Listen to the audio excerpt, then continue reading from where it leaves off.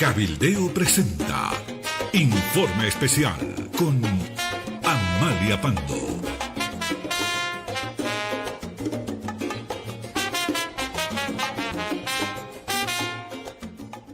Hola, muy buenos días otra vez. Gracias por acompañarnos.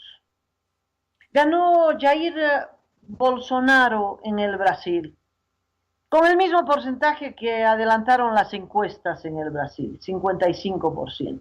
Ese 55% y un poquito más significan 57 millones de electores en el Brasil, y la distancia con el perdedor, el petista Fernando Haddad, es de 10 millones de votos, 10 puntos, 10 millones de votos.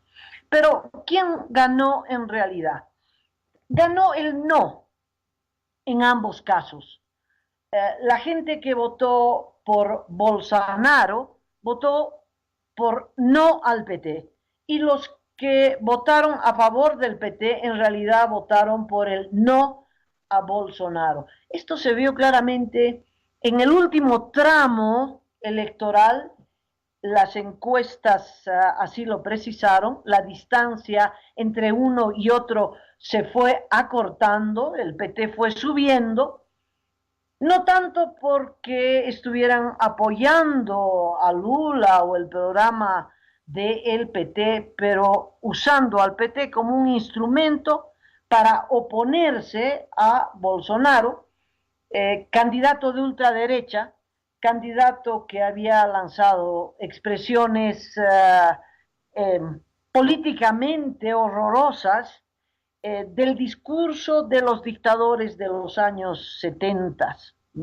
Ese discurso anticomunista, que hay que barrer con todos, que hay que matarlos a todos, que hay que exterminarlos a todos, no solo comunistas, sino también los derechos de las mujeres, los derechos de la población afrobrasileña y, por supuesto, de los homosexuales. Enemigo de todos ellos, es un anti, especialmente anti, pero un discurso que en este milenio ya parece fuera, no solamente fuera de foco, sino fuera de la mente del ciudadano común y corriente, y sin embargo ganó. ¿Por qué? Porque fue un no grande al PT, fue un no grande al candidato de Lula, fue un no grande a Lula mismo. Y los 47 millones de brasileños que votaron a favor del PT fueron para intentar frenar a un candidato de ultraderecha que amenaza de boca para afuera de momento con acabar con la democracia, aunque el último discurso tras el triunfo ratificado en las urnas dijo una frase que es muy importante: la Constitución sobre todo, y la Constitución es una Constitución democrática, de tal modo que ganó el no en un Brasil polarizado, donde uno vota por un candidato para oponerse al otro, y así viceversa. Impresionante la cantidad de votantes, la cantidad de participación del pueblo brasileño, y esta polarización tan aguda, y más que Bolsonaro, se tiene miedo que los seguidores de ese núcleo que sigue a Bolsonaro, ya no solo para oponerse al PT, sino para el discurso fascistoide de este hombre, puedan llevar adelante acciones violentas, acciones de ataques que no tienen que ver directamente con el partido, pero como cuentapropistas, es decir, de una manera descontrolada. Es posible, ahora que Bolsonaro ya está electo y que va a asumir la presidencia el próximo 1 de enero, que Bolsonaro se convierta en un dictador en el Brasil, que Bolsonaro vaya a una reelección indefinida, cambie la constitución como lo ha hecho Maduro, Daniel Ortega, Evo Morales, para quedarse definitivamente en el poder y acabar con la democracia del Brasil, parece muy difícil. Una cosa es el discurso que le fue tan útil para proyectarse como un instrumento contra el PT, entiéndase, contra el izquierdismo, contra el comunismo, ¿verdad? Un discurso que tenía que ser absolutamente duro y radical para proyectarse, para diferenciarse de todos los otros candidatos de derecha que se han presentado en estas elecciones.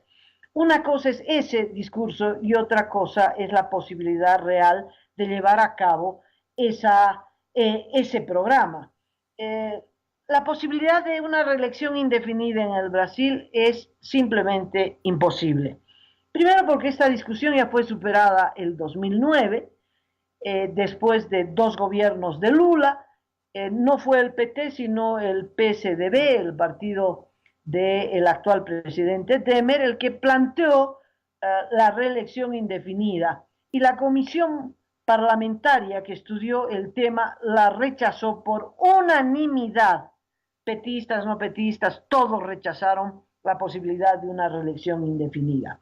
En este nuevo Parlamento, ni remotamente, porque el que manejará el Parlamento, no manejará, pero el que tiene una mayoría relativa, con más votos inclusive que el partido del presidente electo, es el Partido de los Trabajadores de Lula, es el PT, es el que tiene mayoría parlamentaria. Ninguna posibilidad de que en el Congreso brasileño pase una ley de cambio constitucional para favorecer una reelección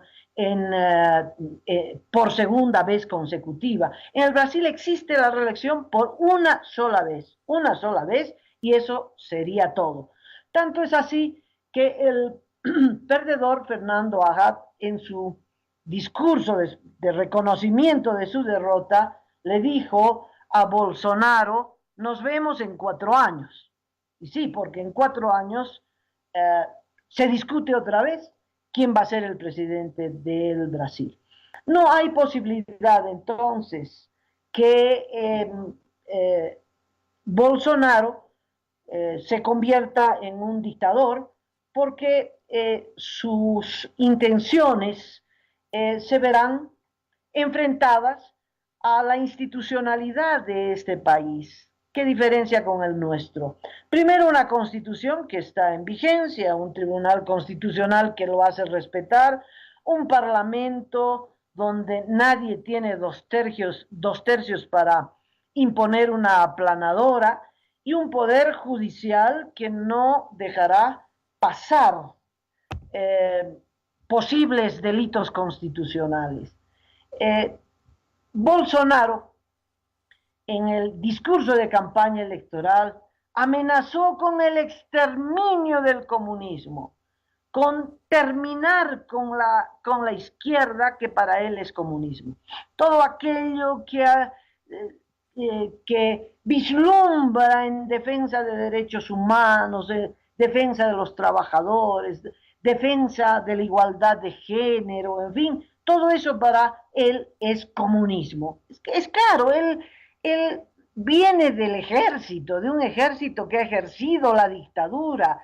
Él ha mamado el discurso anticomunista y lo expresa fervientemente, pero en el Brasil es impensable un operativo estilo Hotel Las Américas ocurrido en Santa Cruz, con la ejecución extrajudicial de 3 personas. Eso a Bolsonaro le valdría rápidamente un impeachment, lo que significaría un juicio de responsabilidades y su destitución.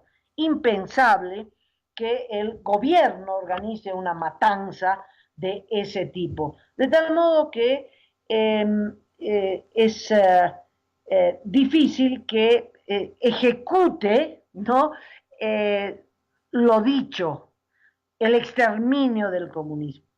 Otra cosa, y se abre la pregunta, es si podrá acabar política y electoralmente con el PT, con el partido de Lula, que para Bolsonaro es, ¿no?, la carne y hueso, es el comunismo hecho realidad. Entonces, podrá, físicamente no puede, porque habrán instituciones que se lo impidan. Y de amenazar, el intentar, perdón, más que amenazar, el intentar llevar a la práctica esa amenaza, le puede costar, es más, le costaría un juicio de responsabilidades, de eso no hay duda. Pero políticamente acabará, ya acabó, esa sería la pregunta, ¿ya acabó con el PT?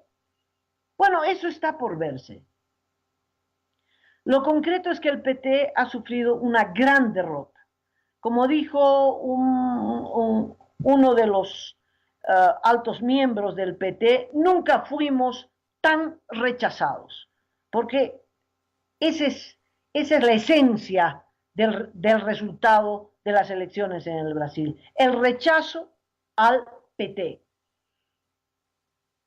Haddad, tuvo que sacarse la bolera roja para la segunda vuelta, tuvo que dejar de visitar a Lula, que está en la cárcel, tuvo que dejar de hablar de Lula para poder tener un distanciamiento que le permita captar un caudal de votos que al final lo capitalizó con el fin de enfrentar a el candidato de ultraderecha. A pesar de eso, fueron derrotados. Es una derrota que no se sabe si es histórica, tienen una gran representación parlamentaria de cualquier forma, pero no se sabe si es una derrota tan profunda que no se levantan más, que dentro de 4 años el PT ya dejará de ser una opción electoral. Eso es lo que no se sabe. Se abre la interrogante. Lo concreto es que la derrota es tan grande que en primera vuelta Dilma Rousseff, expresidenta, ni siquiera pudo ser electa senadora. En el estado donde ella postuló salió tercera, ¿no? Ni siquiera segunda, salió tercera. Y los resultados en los estados más conocidos es apabullante. En esta segunda vuelta, en Río de Janeiro, por ejemplo, en el estado de Río de Janeiro, Bolsonaro sacó casi 68% frente a 32% del PT. En Santa Catarina, al sur del Brasil, Bolsonaro casi 76% frente a 24%. En San Paulo, estado del que viene Haddad, Bolsonaro ganó con el casi 68% frente a 32%. En Distrito Federal, donde está Brasilia, 69 versus 30.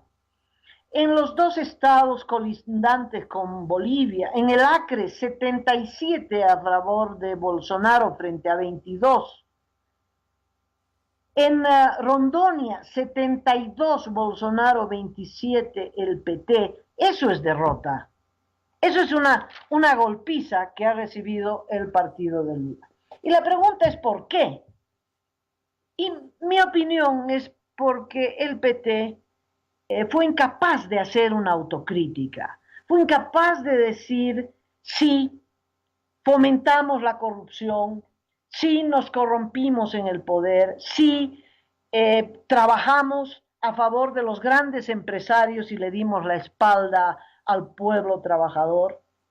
Es evidente que los 3 gobiernos del PT dieron algunas conquistas, pero Brasil hoy en día, usted lo ve, es el mismo Brasil de siempre, es el mismo Brasil de hace 16 años, es el Brasil con inmensa pobreza, con tremenda violencia, 174 homicidios al día, más de 63,000 homicidios al año, hambre, eh, todos los males de un país del tercer mundo exactamente igual que hace 16 años. Uno puede decir igual, igual no. Se dieron bonos de acá, bonos de allá, se mejoró tal cosa, sí. Cualitativamente, cuantitativamente, sí. Se mejoró un poco, pero no se acabó ni con la miseria, ni con el hambre, ni con el problema de salud, ni con el problema de educación. No, hoy el Brasil es el mismo de siempre y por eso es que la gente ha repudiado. ¿Qué es lo diferente? La magnitud de la corrupción.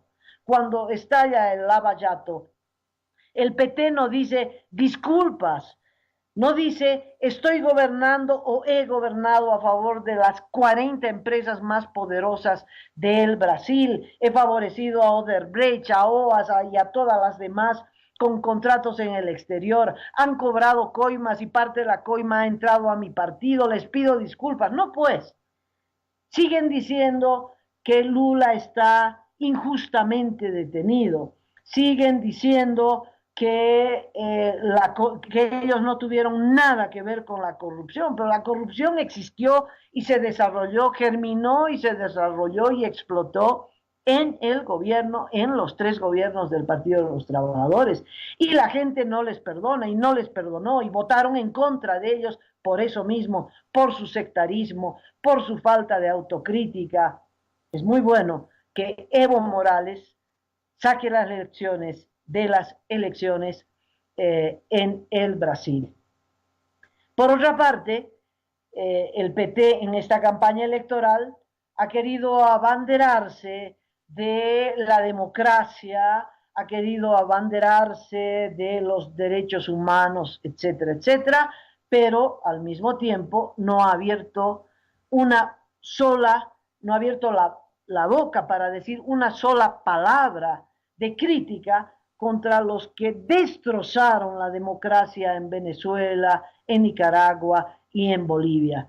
Ni una crítica a las detenciones, a las matanzas, a las torturas en Venezuela. Ni una sola crítica a Maduro, ni una sola crítica a Daniel Ortega, autor de 300 muertos en este año, no hace 10 años, en este año hemos visto cómo han caído jóvenes, niños, uno tras otro, cuando han salido a la calle a exigir democracia. Y el PT no dijo nada. Entonces, al mismo tiempo que ellos quieren representar la democracia en contra del candidato de ultraderecha, a quien acusan de ser una amenaza a la democracia, pues al mismo tiempo ellos defienden a los asesinos de la democracia en nuestro continente. Y esta contradicción no es una contradicción menor. O se está con la democracia como principio acá y en todas partes del mundo, o no se está por la democracia. Entonces la gente no les cree. La gente no le, cuando la prensa les preguntó, ¿y qué dicen de Venezuela? Bueno, ahí empieza el sí, no, el quién sabe, el tal vez, ninguna crítica tajante, ningún comunicado de repudio. Y entonces la gente que no es tonta se da cuenta de que es un discurso hueco. Entonces,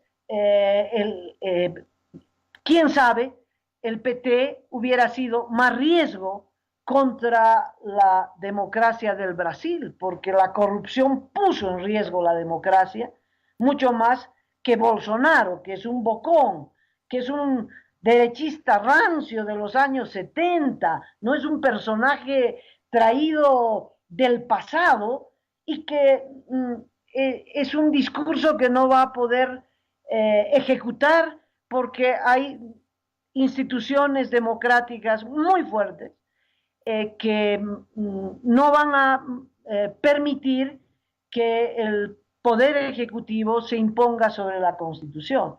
Pero el PT sí ha pagado esa factura, una factura muy cara, que no sabemos realmente si dentro de 4 años todavía el PT pueda sobrevivir como una opción política para el Brasil. Hoy tiene un capital de 47 millones de electores. Pero, reitero, de esos 47 millones, gran parte de esa votación fue para oponerse a quien podría poner en riesgo la democracia, Bolsonaro. Más que apoyar al PT, es un voto en contra de Bolsonaro. Y del otro lado, exactamente lo mismo. ¿Va a haber un cataclismo democrático en Brasil y el mundo, como muchos han augurado? Porque sobre las elecciones en el Brasil se están escribiendo miles y miles de caracteres que circulan a través del Internet. Pues yo no creo que haya ningún cataclismo democrático en el Brasil. Eso sí, eh, más que nunca la prensa del Brasil va a ser importante y el principal enemigo del nuevo gobierno serán los periodistas. Muy parecido con lo de Trump y muy parecido con todos los otros dictadores o autoritarios de la región. Principal enemigo de Nicolás Maduro son los periodistas, como lo propio ocurre en Nicaragua o en nuestro país. Y esto va a aparecer muy pronto en el Brasil. Bolsonaro se va a lanzar de picada contra la prensa porque ya lo ha hecho durante la campaña electoral. La posibilidad de reelección de Bolsonaro dentro de 4 años, pues va a depender del curso de la economía del Brasil más que del juego político.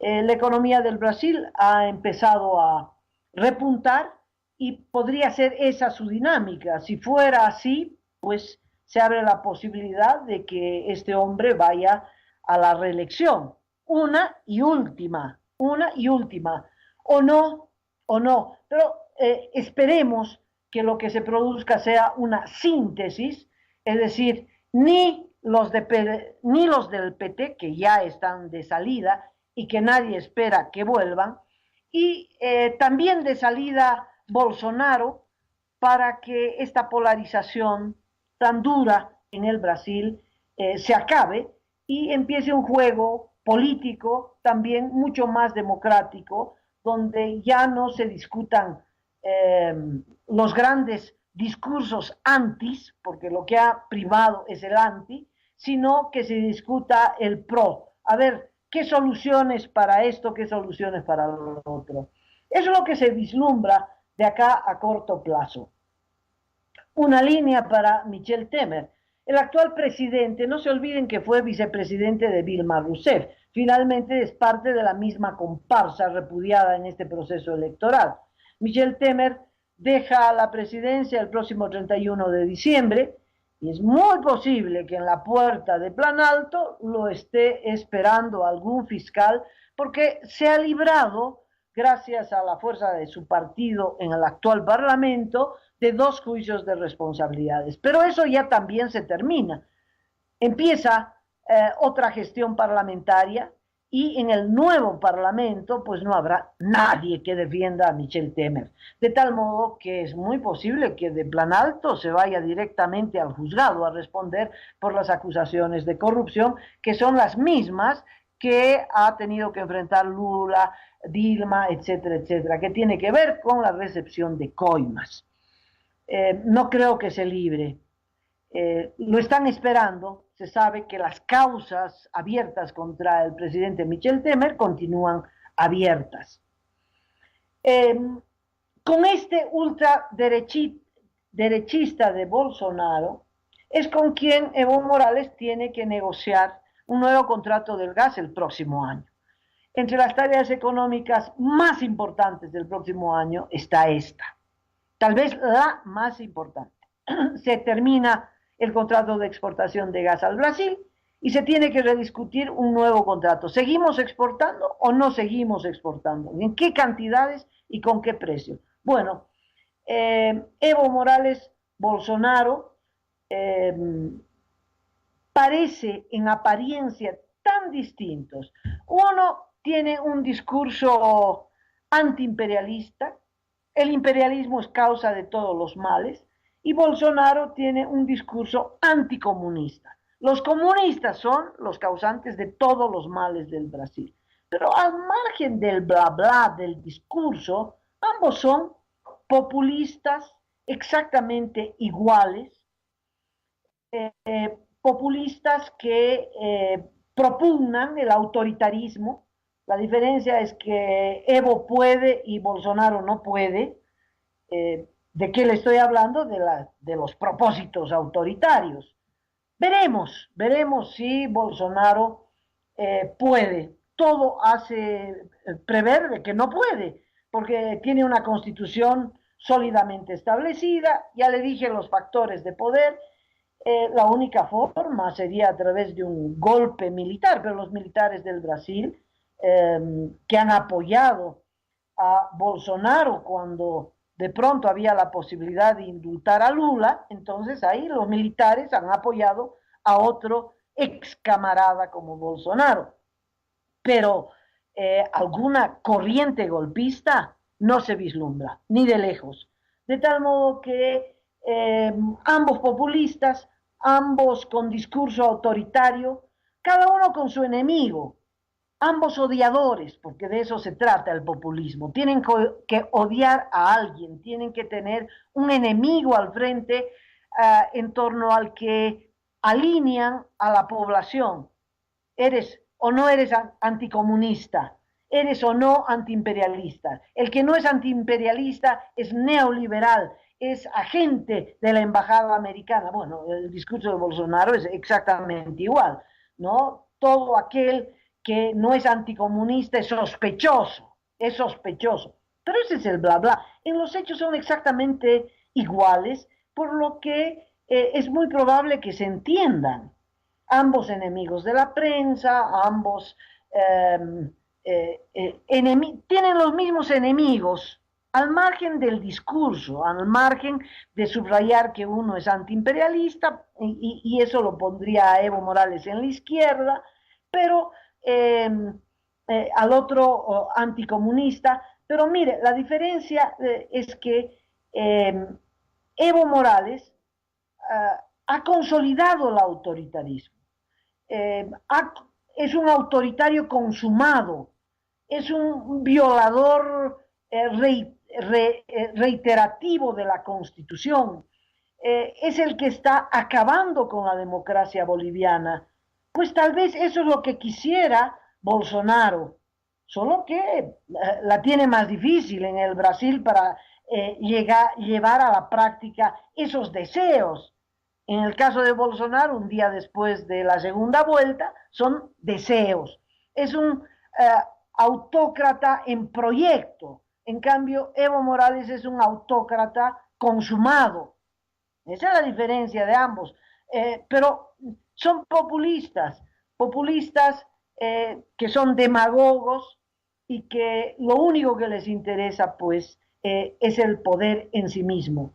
Trump es un populista de derecha, será amigazo de Bolsonaro, se entenderán tanto en el discurso como en la práctica. Con Evo son igualitos en la práctica. Bueno, ambos tendrán que negociar el próximo año el tema del contrato de la exportación de gas boliviano al Brasil. Una negociación que va a ser muy difícil porque al margen de la ideología, negocios son negocios. Y por otra parte, Bolivia no puede acreditar que tiene cuantiosas reservas de gas para poder solventar un contrato de 20, 30 años de exportación. Otro tema que me parece importantísimo tiene que ver con que el Tribunal Electoral en el Brasil, parte de las instituciones democráticas de este vecino gigante nuestro, es que no hay duda, su palabra es ley. Ha recibido la votación de más de 100 millones de ciudadanos, ha procesado estos votos y ha dado los resultados 4 horas después de cerrada la última urna. Es una votación electrónica que nadie pone en duda. El Tribunal Electoral tiene como tarea no solo recepcionar el voto, pero hacer cumplir el voto popular. El 2002, cuando Lula ganó la primera elección, se produjo una conmoción tan grande como la conmoción que está provocando Bolsonaro. El triunfo de Lula, bueno, se pensaba de todo, que Lula iba a convertir al Brasil en un Brasil comunista, en fin, al final gobernó solo para los grandes empresarios brasileños. Pero ganó Lula y el Tribunal Electoral cantó, Lula ganó, y Lula fue presidente a partir del 1 de enero del 2003. No hay duda, nadie cuestiona. 16 años después gana Bolsonaro y ganó. Esa es la voluntad del pueblo brasileño y nadie puede cuestionar. Un tribunal electoral impecable, de un trabajo incuestionable y que realmente nos da mucha envidia, porque es un tribunal que hace respetar la base de la democracia, que es el voto popular. En nuestro país estamos sin saber si el Tribunal Electoral habilitará o no habilitará a Evo Morales para un cuarto periodo si es que postula a las elecciones del 19, hará fraude, no hará fraude, se respetará el voto, no se respetará el voto. Es decir, estamos cuestionando las preguntas básicas, ¿no? El pilar mismo de la democracia. ¿Tendremos un tribunal que respete o no respete el resultado de un referendo? Si Evo Morales candidatea y pierde, ¿el Tribunal Electoral hará valer o no hará valer el voto popular? En fin, es que no estamos en democracia, estamos simplemente al borde de consumar a través de un instrumento democrático que es la elección en su forma, pero si no hay contenido, que es una elección limpia, democrática, donde el Tribunal Electoral haga respetar el voto popular, estamos usando un instrumento democrático para consumar una dictadura, lejos de lo que ocurre en el Brasil. Me despido de ustedes, ha sido un gusto compartir estos minutos y con otro informe especial estaré mañana aquí en Cabildeo. Cabildeo presentó Informe Especial con Amalia Pando.